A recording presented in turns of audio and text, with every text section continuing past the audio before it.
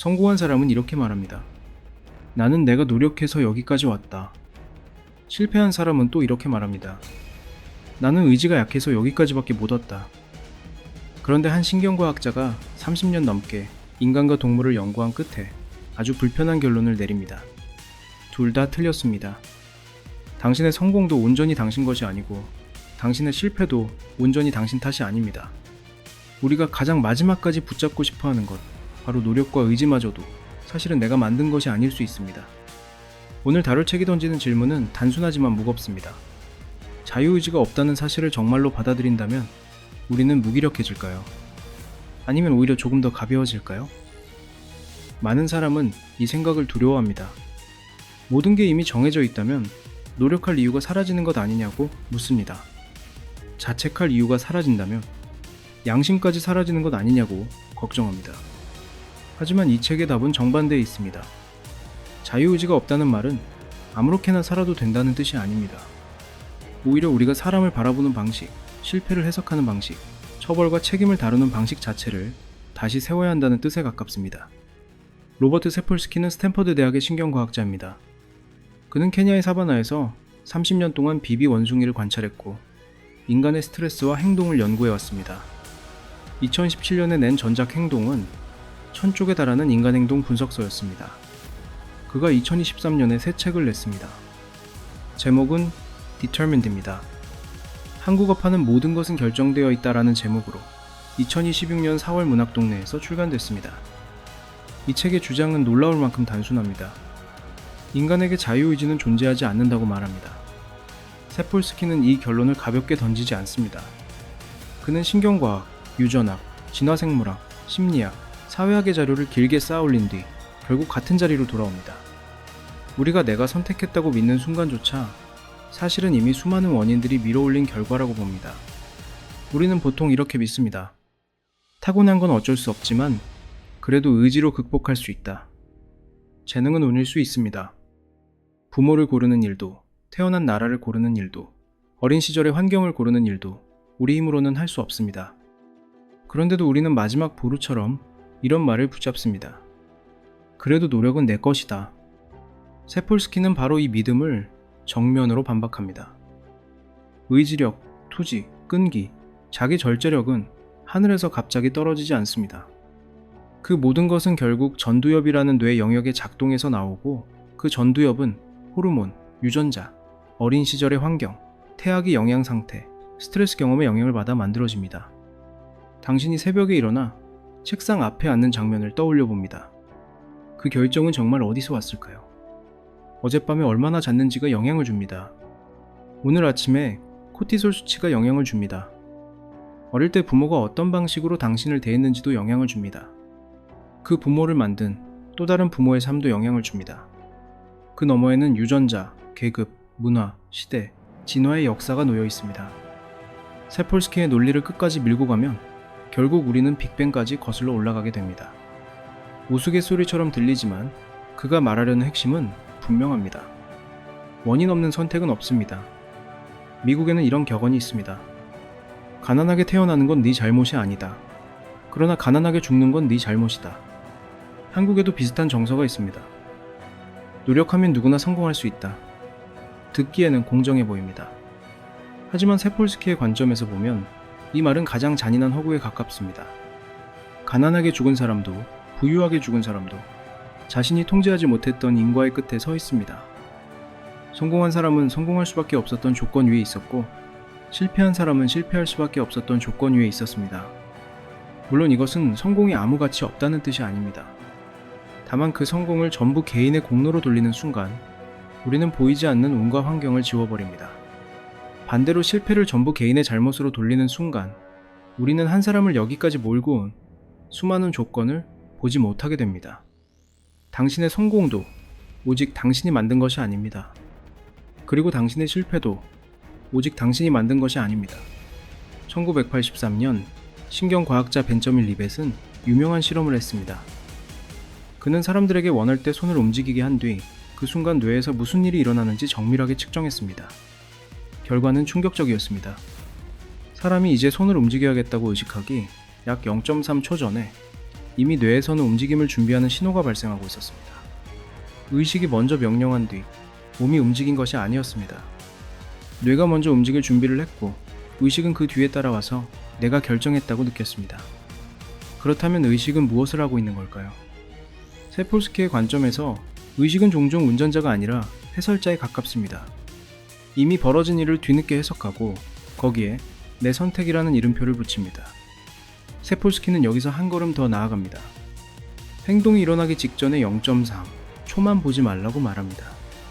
그보다 훨씬 이전부터 이미 조건들은 쌓이고 있었습니다.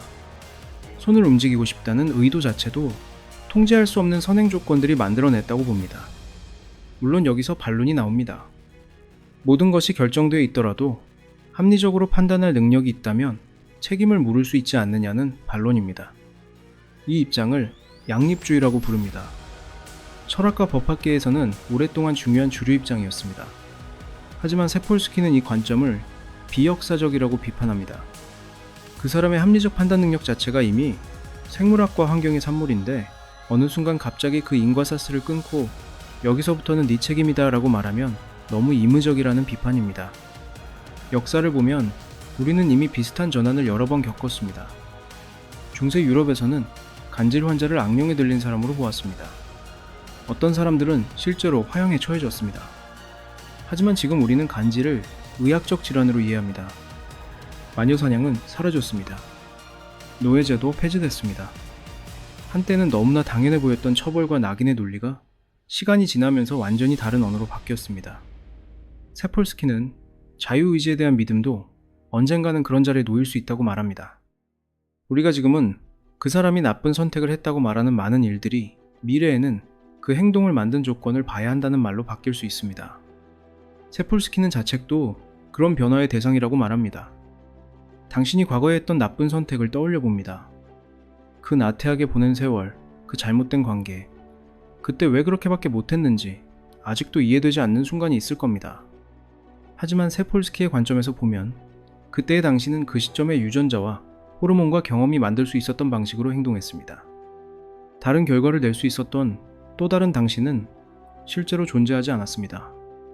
다른 결정을 할 수 없었습니다. 그렇게 되기로 이미 결정되어 있었던 것이죠. 여기서 누구나 같은 질문을 하게 됩니다. 모든 것이 이미 결정되어 있다면 사람은 무기력해지지 않을까? 노력할 이유가 정말 남아있을까? 이 질문은 자연스럽지만 그 안에는 이미 자유의지적 사고방식이 들어있습니다. 마치 한쪽에는 진짜 나가 있고 다른 한쪽에는 내 뇌라는 결정 기계가 따로 있는 것처럼 상상하기 때문입니다. 내 뇌가 나를 꼭두각시처럼 움직인다면 나는 무력한 존재가 되는 것처럼 느껴집니다. 하지만 세폴스키의 논리는 이 이분법을 무너뜨립니다. 당신과 당신의 뇌는 서로 다른 존재가 아닙니다. 당신이 곧 그 뇌이고 그 욕망이고 그 흐름입니다. 어딘가에 조종당하는 별도의 나가 따로 있는 것이 아닙니다. 그렇기 때문에 무력한 나도 따로 존재하지 않습니다. 그 흐름 전체가 바로 당신입니다. 세폴스키 자신은 청소년기부터 자유의지를 믿지 않았다고 고백합니다. 그리고 평생을 이런 신조로 살아왔다고 말합니다. 그렇다면 그는 정말 무기력하게 살았을까요? 전혀 그렇지 않았습니다. 그는 30년 동안 사바나에서 비비를 관찰했고 2권의 책을 썼으며 지금도 강의와 연구를 이어가고 있습니다. 자유의지를 믿지 않는다는 말은 아무것도 하지 않는다는 뜻이 아닙니다. 오히려 자기 안에서 일어난 강한 욕구와 호기심을 끝까지 따라갔다는 뜻에 가깝습니다. 17세기의 철학자 스피노자도 비슷한 결론에 도달해 있었습니다. 그가 남긴 말은 이렇습니다. 결정된 세계에서도 어떤 인과사슬 위에 서느냐는 여전히 중요합니다. 당신 안에서 책을 읽고 싶은 욕구가 일어난다면 그 욕구를 따라 움직이는 일도 하나의 원인입니다. 당신 안에서 누군가에게 친절해지고 싶은 마음이 일어난다면 그 마음대로 행동하는 것 역시 세계가 당신을 통해 움직이는 방식입니다. 그러니 결정론은 삶을 멈추라는 말이 아닙니다. 오히려 지금 당신 안에서 가장 강하게 일어나는 좋은 방향의 힘을 더 잘 활용하라는 말에 가깝습니다. 하지만 여기서 가장 강하고 가장 정직한 반론이 등장합니다. 좋다. 자책이 줄어드는 효과는 인정하자. 그런데 이 논리를 누군가는 악용하지 않을까? 자신의 범죄, 태만, 무책임을 옹호하는 면죄부로 쓰지 않을까 하는 걱정입니다. 나는 원래 이러 사람이니 어쩔 수 없다는 식의 자기 합리화가 가능하지 않냐는 비판입니다. 이 비판은 정당합니다. 세폴스키 자신도 이 위험을 인정합니다. 철학자 벤저민 비라워는 이렇게 지적했습니다. 한 사람이 결정론을 스스로에게 적용하기 시작하면 나는 차를 훔치지 않을 수 없을지도 모른다는 믿음을 갖게 될 수 있습니다. 그리고 그 믿음은 훔쳐서는 안 된다는 양심의 힘을 약화시킬 수 있습니다. 실험에서도 비슷한 결과가 보고된 적이 있습니다. 자유의지가 없다고 믿는 사람들이 그렇지 않은 사람들보다 더 부정직하게 행동하는 경향을 보였습니다. 어차피 내 성향이 이런데 뭘. 이라는 심리는 실제로 위험할 수 있습니다. 결정론은 사람을 가볍게 만들 수도 있지만 잘못 다루면 책임 회피의 언어가 될 수도 있습니다. 그러나 세폴스키의 이론이 말하는 핵심은 다른 곳에 있습니다. 그가 하자는 말은 그러니 아무것도 하지 말자가 아닙니다. 오히려 정반대입니다. 범죄자를 보복하듯 혐오하는데 에너지를 쓰지 말자고 말합니다. 대신 그 행동을 낳은 환경 조건을 바꾸는데 에너지를 쓰자고 주장합니다. 개인을 끝없이 단죄하기보다 시스템을 고치는 편이 더 효과적이라고 말합니다. 비난의 방향이 개인에서 환경과 구조로 이동합니다. 이것은 아무도 책임지지 않는 무법 상태가 아닙니다. 잘못이 없다는 말과 위험하지 않다는 말은 다릅니다. 결핵 환자는 자신의 병에 대해 도덕적 잘못이 없습니다. 하지만 다른 사람을 감염시킬 위험이 있다면 격리될 수 있습니다. 그 격리는 처벌이 아니라 공공을 위한 조치입니다. 세폴스키가 사법 시스템에 제안하는 모델도 바로 여기에 있습니다. 네가 나쁜 의지로 선택했으니 고통을 받아야 한다고 말하지 말자고 제안합니다. 대신 이 행동은 위험하므로 개입이 필요하다고 말하자고 제안합니다. 보복보다 예방의 처벌보다 개입을 강조합니다. 그리고 여기서 한 가지 역설이 생깁니다. 누군가 결정론을 자기 합리화에 악용한다면 그 악용하는 성향 자체도 그의 유전과 환경에서 비롯됐습니다. 반대로 같은 논리를 듣고도 더 책임감 있게 살아가는 사람의 성향도 마찬가지입니다. 그래서 결론은 다시 같은 자리로 돌아옵니다.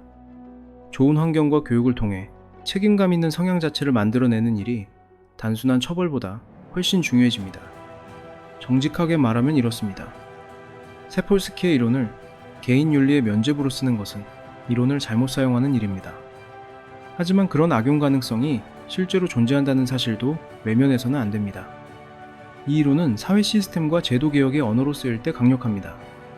하지만 개인의 일상적인 자기 합리화에 적용될 때는 위험해질 수 있습니다. 자유의지가 없다는 말은 나는 아무 책임도 없다는 말이 아닙니다. 그 말은 오히려 이렇게 바뀌어야 합니다. 사람을 바꾸고 싶다면 그 사람을 만든 조건을 바꿔야 한다. 이 관점을 받아들이면 삶에서 무엇이 달라질까요? 세폴스키는 크게 세 가지 변화를 말합니다. 첫째, 자기 비난이 줄어듭니다. 내 의지가 약해서 그랬다는 자책이 옅어집니다. 그 시점의 당신에게는 그것이 유일한 선택이었을 수 있습니다. 그러니 과거의 자신을 끝없이 벌주는 대신 지금의 조건을 바꾸는 쪽으로 에너지를 옮길 수 있습니다. 둘째, 타인에 대한 분노가 연민으로 바뀝니다. 당신을 힘들게 한 그 사람도 자기의 생물학적, 환경적 인과에 따라 만들어진 존재입니다. 물론 이해한다고 해서 모든 행동을 용서해야 하는 것은 아닙니다. 다만 분노가 약해지고 그 행동을 만든 조건을 보게 됩니다. 셋째, 결과에 대한 집착이 가벼워집니다. 반드시 이뤄야 한다는 강박보다 과정 자체로 시선이 옮겨갑니다. 내가 결과의 유일한 책임자가 아니라는 사실을 받아들이면 실패의 무게도 전보다 가벼워집니다. 당신은 충분히 노력하지 않은 사람이 아니라 그때의 그 조건 안에서 유일한 선택을 했을 뿐입니다. 그래서 질문은 달라져야 합니다. 나는 왜 더 강한 의지를 갖지 못했을까가 아닙니다. 이제 이렇게 질문하세요. 지금 내 안에서 어떤 욕구가 가장 강하게 일어나고 있는가? 그리고 그 욕구가 조금 더 나은 방향으로 흐르도록 오늘 어떤 조건 하나를 바꿀 수 있을까?